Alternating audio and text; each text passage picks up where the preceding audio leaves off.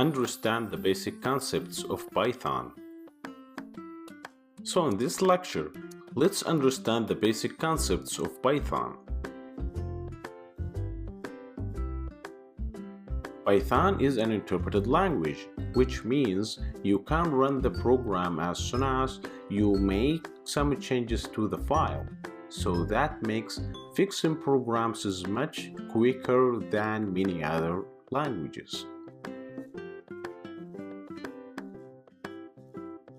Python is one of the easiest programming languages to learn, and you can have your basic program and running it in just few minutes like what we did in the previous lecture.